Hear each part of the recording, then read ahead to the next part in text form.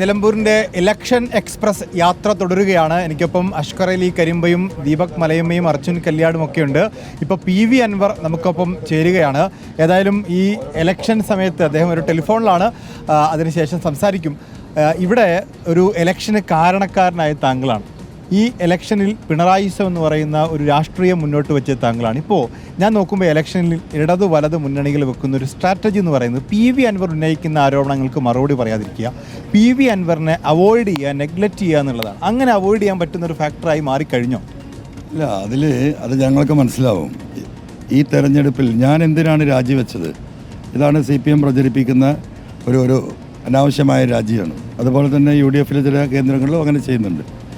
ഞാൻ രാജിവെച്ചില്ലായിരുന്നെങ്കിൽ ഇവിടെ ഈ വന്യമൃഗ പ്രശ്നം ആരാണ് ചർച്ച ചെയ്യുക? ഇപ്പോൾ എന്താ ഇവിടെ നടക്കുന്നത്?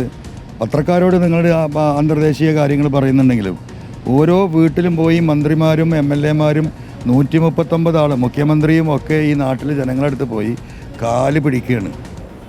ജനങ്ങളാണ് വലുത് എന്ന് നിലമ്പൂരിലെ ജനങ്ങൾ മനസ്സിലാക്കി കഴിഞ്ഞു. ഇതൊരു ഉപതെരഞ്ഞെടുപ്പ് അല്ലെങ്കിൽ ഈ അടുക്കള ഞരങ്ങാൻ ഈ പറയുന്ന മന്ത്രിമാരും ഈ 139 MLA മാരും 10-30 MP മാരും അന്യസംസ്ഥാന മുഖ്യമന്ത്രിമാരും വീട്ടിൽ പോയി അടുക്കള ഞരങ്ങുകയാണ്. എന്തിനു വേണ്ടിയിട്ടാണ്? PV അൻവർ രാജിവെച്ചതുകൊണ്ടാണ്. അപ്പോൾ ജനങ്ങൾ ആണ് വലുത് എന്നിപ്പോൾ അവർക്ക് ബോധ്യപ്പെടുകയാണ്. PV അൻവർ അപ്രസക്തനാവുകയല്ല, PV അൻവർ ഉന്നയിച്ച രാഷ്ട്രീയം കൂടുതൽ പ്രസക്തമാവുകയാണ് ചെയ്യുന്നത്. തീർച്ചയായിട്ടും അത് തന്നെയായിരിക്കും ഇലക്ഷൻ റിസൾട്ടും. മനസ്സിലായില്ലേ? ഇവർ ടെലിവിഷൻ ചാനലിലും പത്രങ്ങളിലും ഇരുന്ന് ഇത് പറഞ്ഞാൽ പോരല്ലോ. മുഖ്യമന്ത്രി ഞാൻ വഞ്ചകനാണ്. എന്ത് വഞ്ചനയാണ് നടത്തിയത്? ജനങ്ങളെ മുഖ്യമന്ത്രി വഞ്ചിച്ചപ്പോൾ മലയോര കർഷകരെ വന്യജീവി ആക്രമണ വിഷയത്തിൽ ഈ ഗവൺമെൻറ്റിനൊരു നിലപാടുണ്ടായില്ല. മനസ്സിലായി? ഞാൻ ചോദ്യം ചെയ്തതാണ്. പോലീസിൽ അജിത് കുമാറും സുജിത് ദാസും ആ സംഘവും ഡാൻസ് ഓഫ് നടത്തിയ ഇവിടുത്തെ കള്ളക്കച്ചവടം, ഇവിടുത്തെ മയക്കുമരുന്ന് കച്ചവടം, ഈ ജില്ലയെ ഈ പറയുന്ന ഒരു വിഭാഗത്തെ ഏകപക്ഷീയമായി കേസിൽ കുടുക്കിയിട്ട് ഏറ്റവും മോശപ്പെട്ട ജില്ലയാണ് എന്ന് വരുത്തി തീർക്കാൻ കേസുകളുടെ എണ്ണം വർദ്ധിപ്പിച്ച കാര്യം, അതിനെ എന്താ പറയുക ആഡ് ഓൺ ചെയ്തുകൊണ്ട് മുഖ്യമന്ത്രി ഡൽഹിയിൽ പോയിട്ട് ഹിന്ദു പത്രത്തിന് കൊടുത്ത പ്രസ്താവന, ഇതിനൊന്നും ഒരു മറുപടി ഇവിടെ പറഞ്ഞിട്ടില്ല. ഈ ഞാൻ ഉന്നയിച്ച ഒരു വിഷയങ്ങൾക്കും മറുപടി പറയാതെ UDF പറയുന്നത് താങ്കൾ ഉന്നയിച്ച വിഷയങ്ങളെന്ന് പറഞ്ഞ് നേരത്തെ UDF പറഞ്ഞുകൊണ്ടിരുന്നതാണ്. LDF സർക്കാർ പോരാ, പിണറായി ഭരണത്തിൽ വലിയ പ്രശ്നങ്ങൾ ഉണ്ടായിക്കൊണ്ടിരിക്കുന്നു. ആ വിഷയങ്ങൾ LDFനകത്ത് നിന്ന് ഒരാൾ പറഞ്ഞു. അതിൽ എന്ത് വ്യത്യാസമാണുള്ളതെന്നാണ് ഇന്നിപ്പോൾ രാവിലെ കൂടി PMA സലാം ചോദിച്ചത്. അതൊക്കെ പറഞ്ഞോട്ടെ, അതൊക്കെ ജനങ്ങൾക്ക് മനസ്സിലാവും. പറയാൻ പലതും പറയാറുണ്ട്. മനസ്സിലായില്ലേ? പറയുന്നത് പറയേണ്ട പോലെ പറയേണ്ട രൂപത്തിൽ പറയുകയും അത് കേരളത്തിലെ ജനങ്ങളുടെ മനസ്സിലേക്ക് കൊണ്ടുവരികയും ചെയ്തത് PV അൻവറാണെന്ന് കേരളത്തിലെ ജനങ്ങൾക്കറിയാം. പിണറായിസം എന്ന് പറയുന്ന വാക്കിൻ്റെ അർത്ഥം എന്താണ്? പിണറായി അദ്ദേഹത്തിൻ്റെ കുടുംബാധിപത്യം, പാർട്ടിയിൽ നടക്കുന്ന അദ്ദേഹത്തിൻ്റെ ഏകാധിപത്യം, അവരുടെ കുടുംബം നടത്തുന്ന സാമ്പത്തിക തിരിമറികൾ, അദ്ദേഹത്തിന് എതിരെ വിരൽ ചൂണ്ടുന്ന പാർട്ടി ലീഡർഷിപ്പിനെ മുഴുവൻ വെട്ടിനിരത്തിയിട്ടുള്ള പാർട്ടിയുടെ മുന്നോട്ട് പോക്ക്, ഏറ്റവും ചെറുപ്പക്കാരനായ മരുമകനെ പാർട്ടിയുടെ ഉന്നത സ്ഥാനങ്ങളിലും ഗവൺമെൻറ്റിൻ്റെ എല്ലാ വകുപ്പുകളും അദ്ദേഹം കൈകാര്യം ചെയ്യുന്നത്. ഏത് മന്ത്രിക്കാണ് പരിചയമില്ലാത്തത്? പരിഭവമില്ലാത്തത്? ആർക്കാ പരാതിയില്ലാത്തത്? ആ രീതിയിൽ ഒരു സംസ്ഥാനത്തെയും ഒരു ഗവൺമെൻറ്റിനെയും ഒരു തൊഴിലാളി വർഗ പാർട്ടിയെയും സ്വന്തം കാലിനടിയിൽ ചവിട്ടി നിർത്തി ഏകാധിപത്യം നടത്തുന്ന പിണറായിയെക്കുറിച്ചാണ് പിണറായി ഞാൻ പറഞ്ഞത്. ഇവിടെ ഇപ്പോഴും ഇപ്പോൾ മാധ്യമങ്ങളെ കണ്ടപ്പോഴടക്കം പറയുന്നത് LDFും UDFും തമ്മിലാണ് മത്സരം. PV അൻവർ എന്ന് പറഞ്ഞൊരു ചിത്രത്തെ മത്സരത്തിൽ പോലും ഉൾപ്പെടുത്താൻ ഇതുവരെ LDFോ UDFോ തയ്യാറായിട്ടില്ല. അല്ല, അതുകൊണ്ടാണ് ഞാൻ പറഞ്ഞത് ഇവിടെ പിണറായിസവും ജനങ്ങളും തമ്മിലാണ് ഏറ്റുമുട്ടൽ. ജനം എന്ന് പറയുന്നത് എന്താണ് എന്ന് കേരളത്തിലെ മുന്നണി രാഷ്ട്രീയത്തിൻ്റെ മുന്നണി നേതാക്കന്മാർക്കും മനസ്സിലാകാൻ പോവുകയാണ്. പൊതുജനം കഴുതയാണെന്നും ഈ പാർട്ടി പ്രവർത്തകരൊക്കെ അടിമകളാണെന്നും ധരിച്ചു വരിക്കുന്ന എല്ലാ പാർട്ടി നേതാക്കളും ഈ തെരഞ്ഞെടുപ്പ് റിസൾട്ട് അവർക്കൊരു തിരിച്ചറിവുണ്ടാക്കാൻ പോവുകയാണ്.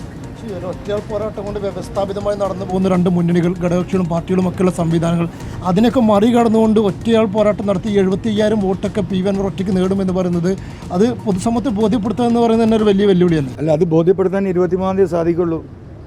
എല്ലാവരുടെയും ധാരണ എന്താ? ഇത്തരത്തിലുള്ളൊരു സംവിധാനത്തിൽ ഇത് നടക്കൂ എന്നതാണ്. ഒരു ജനം ഒരുമിച്ചാൽ ഇവിടെ ജനങ്ങളുടെ പ്രശ്നം എന്താണ്? അവരുടെ നിലനിൽപ്പിൻ്റെ പ്രശ്നമാണ്, എക്സിസ്റ്റൻസിൻ്റെ പ്രശ്നമാണ്. 70% ഫോറസ്റ്റുള്ളൊരു നിയോജക മണ്ഡലത്തിൽ രാവിലെയും വൈകുന്നേരവും ഉച്ചക്കും വന്യമൃഗ ആക്രമണത്തിൽ ജനങ്ങൾ മരിച്ചു വീഴുമ്പോൾ 10 സെൻറ്റുകാരന് ഒരു വാഴ പോലും കുഴിച്ചിടാൻ കഴിയാതെ ജീവിതം വഴിമുട്ടിയ ഈ മനുഷ്യരുടെ മുന്നിൽ പെട്ടിയുടെ കഥയും അന്തർദേശീയ കാര്യങ്ങളും ഈ പറയുന്ന കാര്യങ്ങളും തെറ്റിദ്ധരിപ്പിച്ച് ചർച്ച ചെയ്ത് ജനം അത് കേൾക്കുന്ന പോലുമില്ലല്ലോ. എന്താ നിങ്ങൾക്കത് 75,000 എന്ന് പറയുമ്പോഴേ UDF ഇവിടെ ഒരു 55,000 അടുത്ത് ബേസ് വോട്ടുണ്ടെന്നും LDF സമാനമായ ബേസ് വോട്ടുണ്ടെന്നും അത് മുകളിൽ ആര് പിടിക്കുന്നുവോ അവർ ജയിക്കുന്നുള്ളതാണ് കണക്ക്. അപ്പോൾ PV അൻവറിൻ്റെ 75,000 കണക്ക് എന്താണ്? എവിടെ CPM ഇവിടെ 40,000 വോട്ട്? 29,900 വോട്ടല്ലേ പ്രിയങ്ക ഗാന്ധി ഉള്ള സമയത്ത് ഈ കഴിഞ്ഞ 5-8 മാസം മുമ്പ് നടന്ന തെരഞ്ഞെടുപ്പിൽ. അവരുടെ ബേസ് വോട്ട് എന്ന് പറയുന്നത് ഒരു 35,000 വോട്ടാണ്. അതിൽ പ്രിയങ്ക ഗാന്ധിക്ക് കിട്ടിയ 35,000-ൽ 6,000 വോട്ട് എൻ്റെ വോട്ടാണ്. മനസ്സിലായി? ആ വിഭാഗത്തിൽ നിന്ന് CPM എന്ന് പറഞ്ഞാൽ കറകളഞ്ഞ CPM-ൽ നിന്ന് അതിൽ നിന്ന് തന്നെ വലിയ വോട്ട് എനിക്ക് വരും. അതുകൊണ്ടാണ് ഞാൻ പറയുന്നത് സ്വരാജ് തോറ്റ അമ്പി തവിട് പൊടിയായി കിടക്കുകയാണ്. അത് പിണറായിസത്തിനെതിരെയുള്ള നിലപാടാണ്. ഞാൻ ഈ തെരഞ്ഞെടുപ്പിൻ്റെ തുടക്കം മുതലേ പറഞ്ഞാൽ നിങ്ങൾ ശ്രദ്ധിച്ചിട്ടുണ്ടാവും. ഈ തെരഞ്ഞെടുപ്പിൽ ഏറ്റവും മുന്നിൽ ആദ്യമായി വോട്ട് ചെയ്യാൻ ക്യൂവിൽ മുന്നിൽ നിൽക്കുന്നത് ഈ നാട്ടിലെ പാവപ്പെട്ട സഖാക്കളായിരിക്കുന്നു. ആ സഖാക്കൾ വോട്ട് ചെയ്യാൻ വരുന്നത് സഹിച്ച് ഇനിയും സഹിക്കാൻ കഴിയില്ല. ഈ പിണറായിസത്തിനും ഈ മരുമോനും ഇത് കീഴ്പ്പെട്ട് കൊണ്ടാൽ ഈ പാർട്ടി ഇവിടെ ഉണ്ടാവില്ല എന്ന് അവരുടെ തിരിച്ചറിവാണ്. അവർക്ക് കമ്മ്യൂണിസം വേണം, ഇവിടെ തൊഴിലാളി വർഗ പാർട്ടി വേണം. ഇതൊരു മുതലാളി വർഗ പാർട്ടിയായി മാറി എന്നത് മാത്രമല്ല, ഇതൊരു കുടുംബാധിപത്യ പാർട്ടിയായി മാറി എന്നത് ചർച്ച ചെയ്യുന്നത് സഖാക്കളാണ്. 3 ഫോണ് എനിക്ക് ഏറ്റവും വിശ്വസ്തരായിട്ടുള്ള 3 ആളുകൾ കൈകാര്യം ചെയ്യുക. എന്തിനു വേണ്ടിയിട്ടാണ്? അതിൽ 2 എണ്ണം ഈ ഇടതുപക്ഷവുമായി ബന്ധപ്പെട്ട ആളുകൾക്കുള്ള കോർഡിനേഷനാണ്. മറ്റൊരു ഫോണ് ഈ പറയുന്ന മറ്റു UDF അടക്കമുള്ള ലീഡർഷിപ്പുമായി പ്രാദേശികമായി അതിൽ കിട്ടുന്ന കണക്കെനിക്കില്ലേ. CPM-ന്റെ പ്രാദേശിക നേതാക്കളുമായി ഇപ്പോഴും ഒരു അന്തർധാര താങ്കൾക്കുണ്ട്? എനിക്ക് അന്തർധാരയൊന്നുമല്ല, എനിക്കൊരു എല്ലാ മനുഷ്യരായിട്ട് എനിക്ക് ബന്ധമുണ്ട്. നമ്മൾ മനുഷ്യരുമായിട്ടുള്ള ബന്ധം വിടാറില്ല. ഞാൻ ഈ അങ്ങാടിയിൽ സാധാരണക്കാരെ പോലെ അവരോടൊപ്പം ഇഴുകിച്ചേർന്ന് ജീവിച്ചാണ്. ഇന്നും അങ്ങനെ തന്നെയാണ്. അവർക്ക് എന്നോട് പറയാം, ഈ പറയുന്ന എല്ലാ പാർട്ടി പ്രവർത്തകരും, എല്ലാ രാഷ്ട്രീയക്കാരും, എല്ലാ ജാതി മതസ്ഥരും ഒക്കെ എൻ്റെ ഓഫീസിൽ കയറുന്നു. മതേതരത്വത്തിനുള്ള ഒരു കൃത്യമായ വോട്ടായിരിക്കും. എല്ലാവരും ദുരുപയോഗം ചെയ്യാനും മുതലെടുക്കാനും ശ്രമിക്കുന്നത് മതം പറഞ്ഞിട്ടാണ്, ഒരു നിലക്കല്ലെങ്കിൽ മറ്റൊരു നിലക്ക്. അപ്പോൾ സ്വാഭാവികമായിട്ടും ഇവിടെ ഉണ്ടാകുന്ന ഒരു പരിണിത ഫലം ഇതിനൊക്കെ മറികടന്നുകൊണ്ടൊരു മനുഷ്യത്വം ഇവിടെ പ്രതിഫലിക്കും. PV, നിങ്ങൾ പലതവണ വാർത്താ സമ്മേളനങ്ങൾ നടത്തുന്നു. ആദ്യഘട്ടത്തിലൊക്കെ അതിന് കിട്ടിയൊരു സ്വീകാര്യതയുണ്ട്. അത് കഴിഞ്ഞ് പിന്നീട് വന്ന ആക്ഷേപം എന്ന് പറയുന്നത് വാവിട്ട വാക്കുകളായിരുന്നു PV അൻവർ എന്ന് പറയുന്ന ആളുടെ ഭാഗത്ത് നിന്നുണ്ടായത്. ഈ കാര്യങ്ങൾ ബോധിപ്പിക്കാൻ ശ്രമിക്കുമ്പോഴും അത് പൂർണ്ണമായും ജനങ്ങളെ ബോധിപ്പിച്ച് അവരിൽ നിന്നും വോട്ട് വാങ്ങാൻ ഉതകുന്ന തരത്തിലുള്ള ഒരു സംസാര രീതിയല്ല അങ്ങയിൽ നിന്നുണ്ടായത് എന്നടക്കമുള്ള ആക്ഷേപങ്ങൾ വരുന്നുണ്ട്. ആ നിലയ്ക്ക് നോക്കുമ്പോൾ ഈ പറയുന്നത് പോലെ വോട്ടുകളൊക്കെ സമാഹരിക്കാൻ കഴിയുമോ? അല്ല, അത് അവർ പറയട്ടെ, അതവർ പറഞ്ഞുകൊണ്ടേയിരിക്കണം. വാവിട്ട പിടുത്തം വിട്ട സംസാരമാണ്, നിലപാടില്ല. രാവിലെ ഒന്ന് പറയും, പിറ്റേന്ന് വേറൊന്ന് പറയും. എന്തുകൊണ്ടാണ് ഞാൻ വിശ്വസിച്ച ഉത്തരവാദിത്തപ്പെട്ടവർ വിശ്വാസവഞ്ചന ചെയ്തു. ഇവർ ഈ പിണറായിസത്തെ തകർക്കാൻ എന്നെ അങ്ങോട്ട് ക്ഷണിച്ചതാണ്. അവർ നിങ്ങൾ ഇങ്ങോട്ട് വരണം, നമുക്ക് ഒരുമിച്ച് പോരാടാം, നിങ്ങൾ ഒറ്റപ്പെട്ട് പോരാടരുത് എന്ന് പറഞ്ഞ് വിളിച്ചിരുത്തി എന്നെ ചതിച്ചവനാണ് ആര്? VD സതീശൻ. ആ ഒരു സാഹചര്യത്തിൽ സ്വാഭാവികമായിട്ടും ഒരു വലിയ മരത്തിൽ നിന്നൊരാൾ താഴെ വീഴുമ്പോൾ പല ശിഖരങ്ങളും പിടിക്കും. മനസ്സിലായോ? എൻ്റെ വിഷയം ഞാൻ മരിച്ചു വീണാലും ഈ വിഷയം ഇവിടെ ചർച്ചയാക്കുക, മലയോര മനുഷ്യരുടെയും പോലീസിൻ്റെയും വിഷയം അത് ചർച്ചയായി കഴിഞ്ഞു. 2026 തെരഞ്ഞെടുപ്പിൽ ഈ മലയോര മേഖലയിലെ 1.5 കോടി ജനങ്ങളെ 489 പഞ്ചായത്തിലായി ജീവിക്കുന്ന 1.5 കോടിയോളം വരുന്ന ജനങ്ങളുടെ ഈ അനിമൽ അറ്റാക്ക് ഇഷ്യൂ അഡ്രസ്സ് ചെയ്യാതെ അതെങ്ങനെ പരിഹരിക്കുമെന്ന കൃത്യമായ ജനങ്ങളെ ബോധ്യപ്പെടുത്തിയാതെ ഒരു ഗവൺമെൻറ്റിന് ഇവിടെ അധികാരത്തിൽ വരാൻ കഴിയില്ല. അല്ല, അങ്ങ് സംഘടനയ്ക്കൊപ്പം നിൽക്കുന്ന സമയത്ത് ശക്തനായിരുന്നു. അതിനുശേഷം ഇന്നിപ്പോൾ ഒറ്റയാൾ പോരാട്ടം എന്നുള്ള കണക്കിനാണ് മുന്നോട്ട് പോകുന്നത്. എൻ്റെ ശക്തി ജനങ്ങളാണ്. മനസ്സിലായോ? എൻ്റെ ശക്തി ജനങ്ങളാണ്. അതിലെല്ലാവരും ഉണ്ടാവും. ആ ശക്തി ഇവിടെ ആ ജനങ്ങളെയാണ് ഞാൻ റെപ്രസെൻ്റ് ചെയ്യുന്നത്. സ്വാഭാവികമായും ആ ശക്തി ഇവിടെ പ്രതിഫലിക്കുക തന്നെ ചെയ്യും. അപ്പോൾ നിങ്ങളുടെയൊക്കെ എല്ലാ രാഷ്ട്രീയ നേതാക്കളുടെയും ഒരു കാഴ്ചപ്പാട് ഇവിടെ തിരുത്തപ്പെടുകയാണ്. ജനങ്ങളത് തിരുത്തിക്കും. അതിനൊരു വഴിയൊരുങ്ങും. PV അൻവർ ജയിച്ചാൽ അത് ചരിത്രമാവുന്ന ഒരു ഉറപ്പാണ്. പക്ഷേ മറിച്ച് അൻവർ ഒരു സ്പോയിലർ ഫാക്ടറായി M സ്വരാജാണ് ജയിക്കുന്നതെങ്കിൽ താങ്കൾ ഉയർത്തിപ്പിടിച്ച രാഷ്ട്രീയത്തിനേൽക്കുന്ന കനത്ത പ്രഹരമായിരിക്കില്ലേ അത്? ഒരിക്കലുമല്ല. ഒന്നാമത് നിങ്ങൾ ചോദിച്ച ചോദ്യത്തിന് M സ്വരാജ് അതിൽ ജയിക്കാൻ പോകുന്നില്ല. തോറ്റമ്പിക്കഴിഞ്ഞു. നിങ്ങൾക്കത് മനസ്സിലാവില്ല. ഇവിടുത്തെ ആയിരക്കണക്കിന് സഖാക്കളെ എനിക്കറിയാം. മനസ്സിലായില്ലേ? അത് സ്വരാജ് എന്ന് പറയുന്നത് പിണറായി ആയിട്ടാണ് നിലമ്പൂരിലെ സഖാക്കൾ കാണുന്നത്. അതിലൊരു വിട്ടുവീഴ്ചയില്ല, ഒരു വിട്ടുവീഴ്ചയില്ല. പിണറായിയുടെ ഡിറ്റോ എവിടെ നിന്ന് തുടങ്ങി VS ഉയർത്തിയ VSനെ വെട്ടാൻ വേണ്ടി പോലും സ്വരാജിനെ ഉപയോഗിച്ചു. ആ പാവം VSനെ വരെ ആക്രമിച്ചവനാണ് ഇവനെന്ന് ആരാ പറയുന്നത്? എന്നെ കമ്മ്യൂണിക്കേറ്റ് ചെയ്യുന്ന സഖാക്കൾ പറയുകയാണ്. പിന്നെ തൊഴിലാളികൾ അതിശക്തമായ എതിർപ്പാണ്. അപ്പോൾ ഒരു സ്വരാജ് അല്ലെങ്കിൽ അതിലേറെ വോട്ട് കിട്ടുമായിരുന്നു. Swaraj equal to Pinarayi. സാഹിത്യകാരന്മാരൊക്കെ പറയുന്നത് അവർക്ക് ഈ മണ്ഡലത്തിൽ വോട്ടുണ്ടായിരുന്നെങ്കിൽ, ഇപ്പോൾ KR മീര പറയുന്നു, ഈ മണ്ഡലത്തിൽ വോട്ടുണ്ടായിരുന്നെങ്കിൽ ഞങ്ങൾ സ്വരാജിന് ചെയ്യുമായിരുന്നു. സച്ചിദാനന്ദൻ, അതുപോലെ ഷഹബാസ് സമൻ, അവർക്ക് അവരുടെ വീട്ടിൽ തന്നെ വോട്ടില്ലല്ലോ. ഈ സാഹിത്യന്മാരൊക്കെ ഇവിടെ ജീവിച്ചിരിപ്പുണ്ടായിരുന്നല്ലോ. ഇവരാരെങ്കിലും ഈ മനുഷ്യത്വ രഹിതമായ ഈ സംഭവ വികാസങ്ങൾ നടക്കുമ്പോൾ ശക്തമായി എതിർത്ത് ഏതെങ്കിലും മരിച്ചവൻ്റെ വീട്ടിൽ വന്നിട്ട് ഒരു ദിവസം 1 മണിക്കൂറെങ്കിലും ഉപവാസം നടത്താൻ ഈ സാഹിത്യകാരന്മാർ വന്നോ? ഒരു ജില്ലയാകെ പോലീസിൻ്റെ അതിക്രമം നടത്തിയപ്പോൾ ഈ സാഹിത്യകാരന്മാരെ കണ്ടില്ലല്ലോ. ഈ നാടാകെ കുട്ടിച്ചോറാക്കിയിട്ട് പിണറായിയുടെ പോലീസിലൊരു വിഭാഗം ഡാൻസ് ഓഫിനെ ഉപയോഗിച്ച് പോലീസ് ജീപ്പിൽ മയക്കുമരുന്ന് കടത്തുന്നതിൻ്റെ വീഡിയോ വരെ ഞാൻ കൊടുത്തു. എവിടെയായിരുന്നു സാഹിത്യകാരന്മാർ? ഈ പറയുന്ന പിണറായിസം പിന്നെ ക്യാപ്റ്റൻഷിപ്പ് എന്ന് പറയുന്ന ഈ ഷൗക്കത്ത് എവിടെയായിരുന്നു? ഞാൻ എന്തുകൊണ്ടാണ് ഷൗക്കത്തിനെ എതിർക്കുന്നത്? ഷൗക്കത്തിന് വ്യാപകമായ എതിർപ്പുകളുണ്ട്. പിണറായിയെക്കാളും അദ്ദേഹത്തെ വെറുക്കുന്ന ആളുകൾ ഈ വോട്ടർമാർ ഈ നാട്ടിലുണ്ട്. അപ്പോൾ പിണറായിസത്തെ എതിർക്കാൻ ഷൗക്കത്തിനെ നിർത്തിയിട്ട് ഒരു കാര്യമില്ല. അവിടെയാണ് ഇതിൻ്റെ വിഷയം. ഈ 40% ഇടതുപക്ഷ വോട്ടുകൾ അൻവർ പിടിക്കുമെന്ന് പറയുന്നുണ്ട്. പക്ഷേ ഇടതുപക്ഷം അപ്പോഴും പറയുന്നത് PV അൻവർ വലിയ കോലാഹലം ഉണ്ടാക്കി മുന്നണി വിടുമ്പോൾ പോലും ഒരു പാർട്ടിയുടെ ഒരു പ്രധാനപ്പെട്ട അംഗത്തെ പോലും കൂടെ കൊണ്ടുപോകാൻ PV അൻവർ സാധിച്ചില്ല. അങ്ങനത്തെ അൻവറിന് പിന്നെ എങ്ങനെയാണ് ഇടതുപക്ഷത്തിൻ്റെ 40% വോട്ട് പിടിക്കാനാവുക എന്നുള്ളതാണ് ചോദ്യം. വളരെ എന്താ പറയുക, ബുദ്ധിപരമായ ചോദ്യമാണ്. ഒരു സഖാവിനും പുറത്തിറങ്ങാനുള്ള ധൈര്യം ഉണ്ടാവില്ല. ഈ പിണറായിസത്തെ എതിർത്തൊരു വാക്ക് പറയാൻ ധൈര്യമുള്ള ആരാ ഈ നാട്ടിലുള്ളത്? VD സതീശൻ കീഴ്പ്പെട്ട് ഇപ്പോൾ ചോദ്യം ഈ പറയുന്ന എന്താ പറയുക പിണറായിക്കല്ലേ? പുനർജനി ഞാൻ കാണിച്ചു തരാം. ഈ പറയുന്ന പറവൂരിൽ ആൾ വരും, ആൺകുട്ടികൾ വരും, നിന്നെ നിയമസഭ കാണിക്കില്ല എന്ന് പറഞ്ഞപ്പോഴേക്ക് VD സതീശൻ അടക്കം ഇരുന്ന് കൊടുത്തില്ലേ? പിന്നെ ഈ പാവപ്പെട്ട സഖാക്കൾ എന്താ പറയാൻ പോകുന്നത്? അവരുടെ മനസ്സ് ഈ കേരളത്തിൽ ഞാൻ പറയുന്ന പിണറായിസം അതിന് 15 തൊട്ട് 20% വോട്ടുണ്ട് കേരളത്തിൽ ഒട്ടാകെ. ഞാൻ കാണുന്നുണ്ട്. അത് ഉത്തരവാദിത്തപ്പെട്ട UDFൻ്റെ ലീഡർഷിപ്പ് തിരിച്ചറിയാൻ കഴിയാത്തതാണ് ഈ തെരഞ്ഞെടുപ്പിൽ അവർക്ക് വന്ന ഏറ്റവും വലിയ പരാജയം. അവർക്കുള്ളൊരു തിരിച്ചറിവ് ഈ തെരഞ്ഞെടുപ്പ് കഴിയുമ്പോൾ 23 റിസൾട്ട് വരുമ്പോൾ നിങ്ങൾക്ക് കാണാം. അങ്ങിപ്പം പറയുന്നുണ്ട് ഈ പാവപ്പെട്ട ജനങ്ങളായിരിക്കും തനിക്കൊപ്പം നിൽക്കുക എന്നുള്ളത്. ഇപ്പം ഞാൻ അങ്ങയുടെ പ്രചാരണത്തിൻ്റെയൊക്കെ രീതികൾ നോക്കുമ്പോൾ വഴിക്കടവ് ഒപ്പം തന്നെ എടക്കര ഉൾപ്പെടെയുള്ള ആ മേഖലകൾ കേന്ദ്രീകരിച്ചുകൊണ്ട് കുറച്ചുകൂടി ഊന്നൽ നൽകുന്നുണ്ടോ PV അൻവർ? ഇല്ല, ഞാൻ എവിടെയാണ് ഊന്നുന്നത് എന്ന് എനിക്കിപ്പോൾ പറയാൻ പറ്റില്ല. ഞാനെപ്പോഴും ഫ്രീ ആയിട്ട് നിങ്ങളെ കൂടെ ഇരിക്കുകയല്ലേ.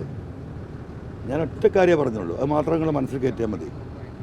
ഈ നിയോജക മണ്ഡലത്തിലെ എല്ലാ വീടുകളിലും എനിക്ക് വേണ്ടി പ്രവർത്തിക്കുന്ന ഒരു മനുഷ്യൻ, ഒന്നുകിൽ അമ്മ, അല്ലെങ്കിൽ അച്ഛൻ, അല്ലെങ്കിൽ ബ്രദർ, അല്ലെങ്കിൽ സിസ്റ്റർ, അല്ലെങ്കിൽ മരുമകൻ, അല്ലെങ്കിൽ വലിയച്ഛൻ, അല്ലെങ്കിൽ വലിയമ്മ, അല്ലെങ്കിൽ സ്കൂളിൽ പഠിക്കുന്ന 5ാം ക്ലാസ്സിലല്ല 8ാം ക്ലാസ്സിൽ പഠിക്കുന്ന കുട്ടികൾ എനിക്ക് വേണ്ടി വർക്ക് ചെയ്യുന്നുണ്ട്. ഞാനൊരു കാര്യം ചോദിക്കട്ടെ, നിങ്ങൾ ചെറിയ മക്കളെ കാണുവാൻ ചോദിക്ക്, അൻവറാഖാൻ്റെ ചിഹ്നം എന്താ നിങ്ങൾ ചോദിക്കുന്നത്? 7ാം ക്ലാസ് അല്ലേ, 7 വയസ്സില്ലേ, 8. ഇതിനൊക്കെ ഞാൻ പോകുമ്പോൾ അന്തം വിടുകയാണ് ചില സ്ഥലങ്ങളിൽ. നമ്മളെ അൻവറാഖാൻ്റെ ചിഹ്നം എന്താ? ആ കത്രിക എന്ന് ഉച്ചരിക്കാൻ നാവ് വഴങ്ങുന്നുള്ളൂ ആ കുട്ടികൾക്ക്. 5 വയസ്സ്. എങ്ങനെയത് സംഭവിക്കുന്നത്? പോപ്പുലറായി അല്ല, കത്രിക പോപ്പുലറായി എന്ന് പറഞ്ഞാൽ ഞാൻ എൻ്റെ വലിപ്പം പറയല്ല, മനസ്സിലായി? എനിക്ക് അങ്ങനത്തെ ഒരു എന്താ പറയുക ലൈനിലേക്ക് എനിക്ക് പലതും പറയാനുണ്ടാകുമ്പോൾ അതിൻ്റെ ഒരു അഹങ്കാരമായിട്ട് ഞാൻ സത്യം എന്താ പറയുമ്പോൾ അത് ജനങ്ങളുടെ മനസ്സിൽ അങ്ങനെ ഫീൽ ചെയ്യും. ഞാൻ ഒരിക്കലും ഒരു അഹങ്കാരം പ്രകടിപ്പിക്കാൻ ഉദ്ദേശിക്കുന്ന ആളല്ല. പക്ഷെ ഞാൻ അഹങ്കാരിയാണ്.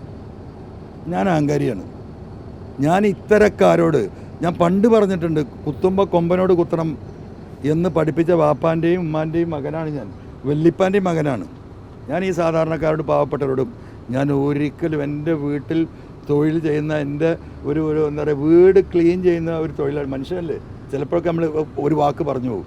10 മിനിറ്റിൽ ഞാൻ പോയി അവരെ പിടിച്ചിട്ട് സോറി കേട്ടോ, ഞാൻ എന്തോ ടെൻഷനിൽ പറഞ്ഞാൽ ചേച്ചി ഏട്ടാ ക്ഷമിക്കണം കേട്ടോ എന്ന് പറഞ്ഞ് ഞാൻ അവരെ കെട്ടിപ്പിടിക്കാതെ പോകില്ല. പക്ഷേ ഈ ജാതി കൊമ്പന്മാർ വന്നാണ്ടല്ലോ, ആ കൊമ്പനോട് കുത്തി ആ നാട്ടിൽ കിടന്നാണ് മരിക്കാൻ തന്നെയാണ് എൻ്റെ തീരുമാനം. ഒരാൾക്കും കീഴ്പ്പെട്ട് കൊടുക്കില്ല. ഞാൻ എപ്പോഴും പറയുന്നുണ്ട്, സർവശക്തനായ ദൈവത്തിനും ഈ നാട്ടിലെ സാധാരണക്കാരായ ജനങ്ങൾക്ക് ഞാൻ കീഴ്പ്പെടുള്ളൂ. അവിടെയാണ് ഇവർ പരാജയപ്പെട്ടത്. ഈ ചങ്ങാതി 2 കത്രികേറ്റ് വന്നപ്പോഴേ അദ്ദേഹം മനസ്സിലാക്കിയതേ, ഞാൻ അങ്ങോട്ട് കാലും പിടിച്ചിട്ട് മൂടും താങ്ങി ചെല്ലുമെന്നാണ് മനസ്സിലാക്കിയത്. ഞാൻ എന്തിനാ അങ്ങനെ പോകണം? ഞാൻ എൻ്റെ കാര്യത്തിനല്ലല്ലോ രാജിവെച്ചത്, ഞാൻ എൻ്റെ കാര്യത്തിനല്ലല്ലോ പോരാടുന്നത്. എൻ്റെ എല്ലാം നഷ്ടപ്പെട്ട് ഇനിയും നഷ്ടപ്പെടും, ആകെ ബാക്കി ജീവനാ. അതെന്താകുമെന്നുള്ളത് എനിക്കറിയില്ല. നീ അടുത്ത ലക്ഷ്യാവധിയിലേക്ക് 23-ാം തീയതി റിസൾട്ട് വന്നാൽ അത് കുറച്ചും കൂടി ഫാസ്റ്റാവും. നിങ്ങൾ നോക്കിക്കോ. അപ്പോൾ എന്തിനു വേണ്ടിയിട്ടാണ് ഞാനിതൊക്കെ ചെയ്യുന്നത്? അത് എൻ്റെ ഒരു ബോധ്യം, ഞാൻ പഠിച്ച എൻ്റെ മര്യാദ. അതായത് നമ്മുടെ വിശ്വാസപ്രകാരം അധികാരം എന്ന് പറയുന്ന അമാനത്ത് എന്ന് പറഞ്ഞാൽ അങ്ങേയറ്റം ഉത്തരവാദിത്തമുള്ള സംഗതിയാണ്. നമ്മളൊക്കെ മരിച്ചു പോയിട്ട് പുനർജന്മത്തിൽ വിശ്വസിക്കുന്നതാണ്. അവിടെ എന്നത് ചോദ്യം ചെയ്യപ്പെടും. അതിനൊരു ഉത്തരം പറയാതെ എനിക്ക് എന്താ പറയുക, അടുത്ത വിചാരണയിലേക്ക് കയറാൻ പോലും പറ്റില്ല. അപ്പം എന്നെ നയിക്കുന്നത് എന്താണ്? മരിച്ചു പോയിട്ടുള്ള കാര്യങ്ങളാണ്. ദൈവം എന്തിനാണ് മനുഷ്യനെ സൃഷ്ടിച്ചത്? മനുഷ്യനെ സഹായിക്കാൻ വേണ്ടിയാണ്. ഒറ്റ വാചകം നിങ്ങൾ കേട്ട് നോക്കൂ, ഭൂമിയിലുള്ളവരോട് നിങ്ങൾ കരുണ കാണിച്ചില്ലെങ്കിൽ ആകാശത്തിരിക്കുന്ന ഞാൻ നിങ്ങളോട് കരുണ കാണിക്കില്ല എന്ന്. ഈ ഭൂമിയിലേക്ക് മഴ വർഷിക്കുന്നത് പോലും എന്തിനു വേണ്ടി അറിയോ? ഈ ഭൂമിയിൽ മഴ വർഷിച്ച് ചെടികളും കായ്കളും ഫലവൃക്ഷങ്ങളും ഉണ്ടാകുന്നത് ഈ നാട്ടിലെ പാവങ്ങൾക്ക് വേണ്ടിയാണ് എന്നാണ് പറയുന്നത്. അപ്പം മഴ പെയ്യുന്നത് പോലും ഇവിടുത്തെ പാവങ്ങളിലുകൊണ്ടാണ്. അപ്പോൾ ആ പാവങ്ങൾക്ക് വേണ്ടി പോരാടുക, അവരെ എന്താ പറയുക, അവരുടെ ന്യായത്തിന് വേണ്ടിയിട്ടുള്ള പോരാട്ടം നടത്തുക, അതെൻ്റെ ഉത്തരവാദിത്തമാണ്. അങ്ങനെ ഒരു കരുണ അങ്ങ് പ്രതീക്ഷിക്കുന്നുണ്ട്? തീർച്ചയായിട്ടും ഞാൻ ഈ മനുഷ്യരോട് കരുണ. എനിക്കിപ്പോൾ ഞാൻ വലിയ അഹങ്കാരിയാണ്, ധിക്കാരിയാണെന്നൊക്കെ നിങ്ങൾ മനസ്സിലാക്കിയിട്ടുണ്ടാവും. ഞാൻ വലിയ പോക്കിരിയാണ്, ഗുണ്ടാണെന്നൊക്കെ പറയുന്നുണ്ടല്ലോ. പക്ഷേ ഒരു വാഹനത്തിൽ പോകുമ്പോൾ എന്താ പറയുക, ഒരു പൂച്ചക്കുട്ടിക്ക് ഒരു വണ്ടി തട്ടിയാൽ എൻ്റെ ഹൃദയം പടയും. മനസ്സിലായോ? അത് മനുഷ്യൻ്റെ ഉള്ളിൽ നിന്ന് ദൈവം തരുന്ന ഒരു അനുഗ്രഹമായിട്ടാണ് ഞാൻ കണ്ടിട്ടുള്ളത്. അപ്പോൾ സ്വാഭാവികമായി ഒരു ദിവസം ഞാൻ രാത്രി കിടന്നുറങ്ങുമ്പോൾ ഞാൻ അന്നാലോചിക്കും, പഠിച്ചവനെ ഞാൻ ആരോടെങ്കിലും മോശമായി പെരുമാറിയോ, ആരോടെ എന്തെങ്കിലും പറഞ്ഞോ? ഒന്ന്, അത് ഞാൻ ആലോചിക്കും. രണ്ടാമത്, ഇന്ന് എന്തെങ്കിലും ആർക്കെങ്കിലും ഒരു ഉപകാരം ചെയ്യാൻ പറ്റുമോ? അല്ലെങ്കിൽ ആ ഡേ ഒന്നും ചെയ്യാൻ പറ്റാത്തൊരു ദിവസം എന്നെ സംബന്ധിച്ചത് വേസ്റ്റ് ഡേ ആണ്. ഈ PV അൻവറിൻ്റെ മുന്നണി പ്രവേശനവുമായി ബന്ധപ്പെട്ട് ഏറ്റവും കൂടുതൽ പരിശ്രമം നടത്തിയിരുന്നത് മുസ്ലിം ലീഗിൻ്റെ നേതൃത്വമായിരുന്നു. ഇന്ന് അതേ മുസ്ലിം ലീഗിൻ്റെ നേതൃത്വമാണ് ആര്യാടൻ ഷൗക്കത്തിന് വേണ്ടി ഏറ്റവും നന്നായി പ്രവർത്തിച്ചുകൊണ്ടിരിക്കുന്നത്. UDF ജയിക്കുക എന്നുള്ളത്, UDF സ്ഥാനത്ത് ജയിക്കുക എന്നുള്ളത് കോൺഗ്രസിനേക്കാൾ വലിയ ഉപരി ഉത്തരവാദിത്തമായി ലീഗ് കാണുന്നുണ്ട്. ആ രീതിയിലാണ് ലീഗിൻ്റെ പ്രവർത്തനം പോലും. ലീഗിന് അത്ര വലിയ ഉത്തരവാദിത്തം ഏറ്റെടുക്കേണ്ട കാര്യമൊന്നുമില്ല. അങ്ങനെ സ്വാഭാവികമായിട്ടും ലീഡർഷിപ്പ് ആത്മാർത്ഥമായി അതിന് പരിശ്രമിക്കും. അവർ പരിശ്രമിച്ചുകൊണ്ടേ ഇരിക്കുന്നുണ്ട്. അത് അവരുടെ ഒരു കമ്മിറ്റ്മെൻറ്റിൻ്റെ ഭാഗമാണ്. പക്ഷേ ഇവിടുത്തെ പ്രവർത്തകരുടെ വികാരം അത് മുസ്ലിം ലീഗ് ലീഡർഷിപ്പിന് പൂർണ്ണമായിട്ട് മനസ്സിലായിട്ടുണ്ടോ എന്ന് എനിക്കറിയില്ല. അപ്പോൾ സ്വാഭാവികമായിട്ടും മുസ്ലിം ലീഗിൻ്റെ ലീഡർഷിപ്പിനെ പോലും കബളിപ്പിച്ചുകൊണ്ടാണ് ഈ സ്ഥാനാർത്ഥി പ്രഖ്യാപനം ഉണ്ടാകുന്നത്. അത് കൃത്യമായിട്ട് അറിയുന്നവനാണ് ഞാൻ. അപ്പോൾ സ്വാഭാവികമായിട്ടും അതിൻ്റെ പ്രതിഫലനം ഇവിടെ ഉണ്ടാവും. ഇപ്പോൾ തിരുവമ്പാടി സീറ്റ് അത് കോൺഗ്രസിൻ്റെ കയ്യിലായിരുന്നു. ഒരു ഘട്ടത്തിൽ ഇൻറ്റേർണൽ സീറ്റിൻ്റെ ധാരണ പ്രകാരമാണ് അവിടെ എന്താ പറയുക മുസ്ലിം ലീഗിന് ആ സീറ്റ് നൽകുന്നത്. പക്ഷേ മുസ്ലിം ലീഗിനോട് ജയിക്കാൻ ഒറ്റ പ്രാവശ്യം കഴിഞ്ഞിട്ടുണ്ടെന്ന് ഞാൻ മനസ്സിലാക്കുന്നത്. ഇപ്പം എന്താണ് അതിനുള്ളൊരു കാരണം? ഈ വയനാട് പാർലമെൻറ്റ് മണ്ഡലത്തിൽ ഇത്രയും ക്രൈസ്തവരുണ്ടായിട്ട് ആ കമ്മ്യൂണിറ്റിക്ക് കോൺഗ്രസിൽ നിന്നൊരു റെപ്രസെൻറ്റേഷൻ ഇല്ല. മനസ്സിലായോ? അപ്പോൾ സ്വാഭാവികമായും മലയോര കർഷകരാണ്. അപ്പോൾ ആ ഇക്വേഷൻ, മലയോര കർഷകർക്കുണ്ടായ ഈ അകൽച്ച, ആ അകൽച്ച ഒഴിവാക്കാൻ കൂടിയാണ് ഒരു മലയോര കർഷകനെ ഇവിടെ സ്ഥാനാർത്ഥിയാക്കണമെന്ന് പറഞ്ഞത്. ഇവിടെ ജോയി ആയിരുന്നു സ്ഥാനാർത്ഥിയെങ്കിൽ തിരുവമ്പാടിയിൽ ഈ 26-ലെ തെരഞ്ഞെടുപ്പിൽ മുസ്ലിം ലീഗ് നിർത്തുന്ന സ്ഥാനാർത്ഥി എന്താ പറയുക, നന്നാ വോട്ടിന്. താങ്കൾ പറഞ്ഞ പോലെ മലയോര കർഷകനെ സ്ഥാനാർത്ഥിയാക്കിയത് BJP ആണ്. അത് അറിയാം. BJP എന്താവുന്നില്ല നമുക്ക് നോക്കാം. അതൊന്നും ഇവിടെ ഫലപ്രദമാകുന്നില്ല. അപ്പോൾ ആ ഇക്വേഷൻ ഇവിടെ പണ്ട് റോസമ്മ ടീച്ചറായിരുന്നു ബത്തേരിയിൽ നിന്ന് കോൺഗ്രസിൻ്റെ റെപ്രസെൻറ്റേറ്റീവ് ഉണ്ടായിരുന്നു. എത്ര കാലമായി അവർ പോയിട്ട് ഒരു കമ്മ്യൂണിറ്റിയെ എന്താ പറയുക, ഒരു മലയോര പൂർണ്ണമായും മാറ്റി നിർത്തി എങ്ങനെയാണ് കോൺഗ്രസ് പോകുന്നത്? KPCC പ്രസിഡന്റടക്കം സണ്ണി ജോസഫായി വന്നൊരു സാഹചര്യത്തിൽ കൂടിയല്ലേ യഥാർത്ഥത്തിൽ നിലമ്പൂരിൽ ജോയി മാറി ഷൗക്കത്താവുക എന്നുള്ള ചിത്രത്തിലേക്ക് എത്തുന്നത്? അത് സ്റ്റേറ്റിലെ കോമ്പൻസേഷനാണ്. ഞാൻ ഈ വയനാട് പാർലമെൻറ്റുമായി ബന്ധപ്പെട്ട ഈ 6-7 മണ്ഡലങ്ങളും ഈ മലയോര മേഖലയാണ്. ഏറ്റവും കൂടുതൽ ഏറ്റവും വലിയ വന്യമൃഗശല്യമുള്ളത് നിലമ്പൂരിൽ 46 ആളാണ് മരിച്ചിരിക്കുന്നത്. 2020-25 വരെ മനോരമയിൽ പിന്നെ നിങ്ങൾ റിപ്പോർട്ട് കണ്ടില്ലേ? 46 ആൾ മരിച്ചു. അപ്പോൾ വയനാട് കൂടി എടുത്ത ഏകദേശം അത്ര അവിടെ ഉണ്ട്. ഈ 6-7 മണ്ഡലം എടുത്ത് കഴിഞ്ഞിട്ടുണ്ടെങ്കിൽ ഒരു 100 ചില്ലാനം ആളുകൾ കഴിഞ്ഞ 5 വർഷം കൊണ്ട് മരിച്ചിട്ടുണ്ട്. ഇവിടെ ഒരു കുറിയേറ്റ കർഷകൻ്റെ ഒരു റെപ്രസെൻറ്റേഷൻ വേണ്ടേ? ഞാൻ ഉദ്ദേശിക്കുന്നത് ജോയ് മുന്നിൽ നിൽക്കട്ടെ, ഞാൻ എവിടെയും പോയി മത്സരിച്ചോളാം. അപ്പോൾ എനിക്കൊരാളും കൂടിയായി ഈ വിഷയം ഏറ്റെടുക്കാൻ. അത്ര സതുദ്ദേശത്തിലാണ് ആ കാര്യങ്ങളെ നീക്കിയത്. അല്ലെങ്കിൽ എനിക്ക് രാജിവെക്കും അന്നേ പറഞ്ഞൂടെ ഞാൻ മത്സരിച്ചോളാന്ന്. UDF സംബന്ധിച്ച് അവർക്ക് 2 ക്രിസ്ത്യൻ MLA മാർ മലബാറിൽ നിന്നുണ്ട്, ഇരിക്കൂറിലും പേരാവൂരിലും. അവർക്ക് 2 മുസ്ലിം MLA-മാരുണ്ടായിരുന്നു, ഷാഫി പറമ്പിലും ടി സിദ്ദിഖും. അതിൽ ഷാഫി പറമ്പിൽ രാജിവെച്ചു. അപ്പോൾ ഒരു മുസ്ലിം MLA ആണ് അവർക്ക് വേണ്ടത്, ആ ഒരു സമുദായ റെപ്രസെൻറ്റേഷനാണ് വേണ്ടതെന്നാണ് അവർ തീരുമാനിച്ചത്. അങ്ങനെയാണ് ആര്യൻ ഷൗക്കത്ത് മത്സരിക്കുന്നതെന്ന് ഞാൻ മനസ്സിലാക്കുന്നത്. ഒരു അടിസ്ഥാനമില്ല അതിൽ. ഇവിടെ പിണറായിസത്തിനുള്ള പോരാട്ടമാണല്ലോ നമ്പർ 1. ആ പിണറായിസം തീരുമ്പോഴേ ഈ മലയോര വിഷയം തീരുള്ളൂ. ഈ പിണറായിസത്തെ താലോലിക്കുന്ന ഒരു വ്യക്തിയെ എങ്ങനെയാണ് അവർ സ്ഥാനാർത്ഥിയാക്കിയത്? ഒരു യുദ്ധമാണിത്. ആ യുദ്ധം നയിക്കുന്ന ക്യാപ്റ്റൻ, ആർക്കെതിരെ യുദ്ധം? ഇന്ത്യ പാകിസ്ഥാൻ യുദ്ധം നടക്കുന്നത് മനസ്സിലാക്കുക. പക്ഷേ പാകിസ്ഥാനുമായിട്ട് എന്താ പറയുക, ഒരു ആത്മബന്ധമുള്ളൊരു വ്യക്തിയാണ് ഈ യുദ്ധം നയിക്കുന്നതെങ്കിൽ ആ യുദ്ധം വിജയിക്കുമോ? ഇവിടെ പിണറായിയെ പിന്നിൽ നിന്ന് ഒരു സോഫ്റ്റ് ലൈൻ എടുത്ത് അദ്ദേഹത്തിൻ്റെ നിലപാട് ശരിയാണ് എന്ന് വെക്കുന്ന ഒരു വ്യക്തിയാണ് അപ്പുറത്ത് മത്സരിക്കുന്നത്. ഈ ഇലക്ഷനിൽ ചർച്ച ചെയ്യുന്ന ഒരു വിഷയത്തിലും ഒരഭിപ്രായം, ഒരു സ്റ്റേറ്റ്മെൻറ്റോ ഒരു ഫേസ്ബുക്കോ പറഞ്ഞിട്ടില്ല. പിന്നെ അദ്ദേഹം ഉണ്ടാക്കി വെച്ച ഒരുപാട് ശത്രുക്കൾ കോൺഗ്രസിനകത്ത്, കോൺഗ്രസിന് പുറത്ത്, മുസ്ലിം ലീഗിൽ, ഇതൊക്കെ നിൽക്കുകയാണ്. ഇപ്പോൾ ഉണ്ടായ ഏറ്റവും വലിയ വിഷയം, ഇപ്പോൾ ഇന്നലെയൊക്കെ എന്താ പറയുക, ഇവിടെ ഒരു ചർച്ച നടക്കുന്നതായി മീറ്റിങ്ങുകളിൽ. അത് ഞാൻ പറയുന്നില്ല, പോട്ടെ, പിന്നെ പറയാം. ഓക്കെ, നമുക്ക് ഇതിപ്പോൾ അവസാനിപ്പിക്കുമ്പോൾ ഒരു പൊളിറ്റിക്കൽ അല്ലാത്തൊരു ചോദ്യം പറയാം. അല്ല, ഒരു ചോദ്യം, പൊളിറ്റിക്കൽ അല്ലാത്തൊരു ചോദ്യം പറയാം. ഇതിപ്പോൾ മഴക്കാലമാണ്. നിലമ്പൂരിലെ ആളുകൾക്കൊക്കെ ശരിക്കും പറഞ്ഞാൽ ഒരു വറുതിയുടെ കാലഘട്ടമായിരുന്നു. നിലമ്പൂർ ഇലക്ഷൻ വന്നതോടുകൂടി മാധ്യമപ്രവർത്തകരും കേരളത്തിലെമ്പാടുമുള്ള രാഷ്ട്രീയക്കാരും ഇന്നിവിടെ കച്ചവടമൊക്കെ അങ്ങ് ഉണർന്നു. അത് ശ്രദ്ധിക്കുന്നില്ലല്ലോ. മുഖ്യമന്ത്രി എന്താ പറഞ്ഞത്?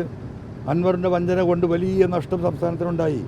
ഞാൻ ഇലക്ഷൻ കമ്മീഷന് ഉത്തരവാദിത്തപ്പെട്ടവരായി സംസാരിച്ച് പരമാവധി 30 തൊട്ട് 40 ലക്ഷം രൂപയാണ് ഒരു തെരഞ്ഞെടുപ്പിന് ഇലക്ഷൻ കമ്മീഷന് വരുന്നത്. അമേരിക്കയിൽ നിന്നും ലണ്ടനിൽ നിന്നും ഇവിടെ ആൾ വരുന്നില്ലല്ലോ. ഇവിടുത്തെ ഉദ്യോഗസ്ഥന്മാർക്ക് ഡ്യൂട്ടി. ഇവിടെ ബാലറ്റ് പേപ്പറും കൂടി അടിക്കുന്നില്ല. നിലവിലുള്ള ബാലറ്റ് മെഷീനാണ്. അതിൻ്റെ ഒരു സോഫ്റ്റ്വെയറിൽ മാത്രമേ മാറ്റം വരുന്നുള്ളൂ. പിന്നെ ചില്ലറ ചെലവുകളും ഈ വാഹനം ഓടുന്നതാണ്. 30 ലക്ഷത്തിൽ തീരുന്ന പറഞ്ഞ്. അപ്പോൾ അതാണ് വലിയ ആരോപണമായിട്ട് എൻ്റെ പേരിൽ. ഇപ്പോൾ 2 ആൾ മത്സരിച്ചല്ലോ. ഇപ്പോൾ രാധാകൃഷ്ണൻ ചേലക്കര മത്സരിച്ചത് എങ്ങനെയാണ്? മന്ത്രിയായിരുന്ന രാധാകൃഷ്ണനെ മാറ്റി പാർലമെൻറ്റിലേക്ക് വിട്ട് കോടികൾ അവിടെ ചിലവാക്കിയത്. അതിൽ കുറ്റമൊന്നുമില്ല. മുഖ്യമന്ത്രിയുടെ ഫോട്ടോ വെക്കാൻ 15 കോടി 60 ലക്ഷം കാസർഗോഡ് ട്രിവാൻഡ്രം, നോ പ്രോബ്ലം. 200 കോടി റുപ്യ 4ാം വാർഷികം, നോ പ്രോബ്ലം. മനസ്സിലായോ? അപ്പോൾ ഈ 10-30 ലക്ഷം ഇലക്ഷൻ കമ്മീഷൻ ഇവിടെ ചിലവഴിക്കുമ്പോൾ ഇവിടുത്തെ ഈ വറുതിയുടെ കാലത്ത് ഈ നാട് ഉണർന്നു, മലയോര കർഷകർ ഉണർന്നു, ടാക്സികൾക്ക് ഓട്ടമായി, ഫുട്പാത്ത് കച്ചവടക്കാർക്ക് ബിസിനസ്സായി, ഹോട്ടലോ റൂമുകൾ മുഴുവൻ ബുക്കായി. പരിസരമല്ല, ഞാൻ നോക്കട്ടെ, ഇവിടുത്തെ ജനജീവിതം ഈ അടുത്തൊരു 3 മാസം തള്ളി കൊണ്ടുപോകാൻ ഈ ഓട്ടോറിക്ഷക്കാർക്കും തൊഴിലാളിക്കും എല്ലാവർക്കും സാധിക്കുന്ന ഒരവസ്ഥ. ഇതേ കാര്യം പറയുന്ന സോഷ്യൽ മീഡിയ മറ്റൊരു കാര്യം കൂടി പറയുന്നുണ്ട്. അങ്ങ് ഈ മുന്നണി പോരാളികളെ നയിക്കാൻ വേണ്ടിയിട്ട് സോഷ്യൽ മീഡിയയിൽ തന്നെ ഫണ്ട് ശേഖരണത്തിന് വേണ്ടിയുള്ള ചില കാര്യങ്ങൾ പങ്കുവച്ചിട്ടുണ്ടായിരുന്നു. ഫണ്ടൊക്കെ ആയോ? അത്യാവശ്യമൊക്കെ ആയിട്ടുണ്ട്. ഇലക്ഷൻ കഴിഞ്ഞാൽ നമ്മൾ പബ്ലിഷ് ചെയ്യും. ഈ ഫണ്ട് ഈ ഇല്ലാതെ ക്രൗഡ് ഫണ്ടിങ്ങിൻ്റെ അക്കൗണ്ട് ഡീറ്റെയിൽസ് നമ്മൾ പബ്ലിഷ് ചെയ്യും. 23 തീയതി കഴിഞ്ഞാൽ അക്കൗണ്ട്സ് പബ്ലിഷ് ചെയ്യും. പിന്നെ 100 കണക്കിന് എന്താ പറയുക ആളുകളുടെ സഹായം, വണ്ടികൾ, മൈക്ക് സെറ്റുകൾ. മറ്റ് പാർട്ടികളെക്കാൾ കൂടുതൽ പ്രചാരണ വണ്ടികൾ അൻവറിന് 40ഓളം പ്രചാരണ വണ്ടികളാണ് ഇപ്പോൾ അൻവറിന് വേണ്ടി പ്രചരണം. ഇതിനൊക്കെ ഫണ്ട് എവിടെയെന്നുള്ള ചോദ്യം വരുള്ളൂ. കാരണം നേരത്തെ ഫണ്ടില്ല മത്സരിക്കാൻ എന്ന് പറയുന്ന സ്ഥാനാർത്ഥിയാണ്. അതാണ് പിണറായി. മനസ്സിലായില്ലേ? ഒരിക്കലും ഞാൻ പ്രതീക്ഷിക്കാത്ത ആളുകളാണ് എന്നെ സഹായിച്ചത്. ഒരിക്കലും. ഇനി എന്ത് വേണമെന്ന് ചോദിക്കുന്നത്? ഈ ഫേസ്ബുക്ക് പോസ്റ്റ് ഞാനിട്ടപ്പോൾ എൻ്റെയൊക്കെ ഓടി വന്നത് എൻ്റെ വീടിനും പരിസരത്തും നിലമ്പൂരുള്ള പാവപ്പെട്ടവർ അവരുടെ ആധാരം അരയിൽ തിരുകിയിട്ടാണ്. ഇത് അൻവർക്ക് അത് കൊടുത്താൽ 25,000 റുപ്യ 50,000 ലോണ് കിട്ടും, നിങ്ങളൊന്ന് വിളിച്ച് പറയും ഞങ്ങൾ ഒപ്പിട്ട് വാങ്ങി വരാമെന്ന് പറഞ്ഞതാണ് ആദ്യത്തെ ഘട്ടം. മനസ്സിലായില്ലേ? 2ാമത്തെ ഘട്ടം എന്ന് പറയുന്നത് ഞാൻ ഒരിക്കലും പ്രതീക്ഷിക്കാത്ത മേഖലകളിൽ എത്ര വണ്ടി വേണം നയിക്കുന്നത്. നിങ്ങൾക്ക് ഇനി എന്താ വേണ്ടത്? തിരുവനന്തപുരത്തേക്കുള്ള വണ്ടി കൂടി സെറ്റാക്കി ഉണ്ടാവും അല്ലേ? അല്ല, തിരുവനന്തപുരത്തേക്കുള്ള വണ്ടി നോമിനേഷൻ കൊടുത്താൽ തന്നെ സെറ്റാണ്. നോമിനേഷൻ കൊടുത്തതിന് ശേഷം ആദ്യം പോകുന്നത് VV പ്രകാശിൻ്റെ വീട്ടിലേക്കാണ്. പക്ഷെ അതിനുശേഷം മാധ്യമങ്ങളെ കണ്ട VV പ്രകാശിൻ്റെ കുടുംബം പറഞ്ഞത് അവർ മരിക്കുന്നത് വരെ കോൺഗ്രസ്സാണ് പാർട്ടി എന്നുള്ള അവർ പ്രഖ്യാപിക്കുകയും ചെയ്തു. യഥാർത്ഥത്തിൽ ഈ കോൺഗ്രസ് വോട്ട് ബാങ്കിൽ വിള്ളൽ വീഴ്ത്താനുള്ള അൻവറിൻ്റെ ശ്രമം അവിടെ പരാജയപ്പെട്ടു എന്നാണ്. അല്ല, എന്താ തർക്കം? അവർ കോൺഗ്രസ് തന്നെയല്ലേ? എന്ത് തെറ്റ്? അവർ തെറ്റ്. ഇവിടെ കോൺഗ്രസും ലീഗും മാർക്സിസ്റ്റും BJP ഇല്ല എന്ന് ഞാൻ പറയുന്നത് നിങ്ങൾക്ക് മനസ്സിലാകാത്തതുകൊണ്ടാണ് അത് മനസ്സിലാവാത്തത്. ഇവിടെ പിണറായിസത്തിനെതിരെ ജനം ഒറ്റക്കെട്ടാണ്. കോൺഗ്രസും ലീഗും ഒക്കെ എല്ലാം ഉണ്ടാകും.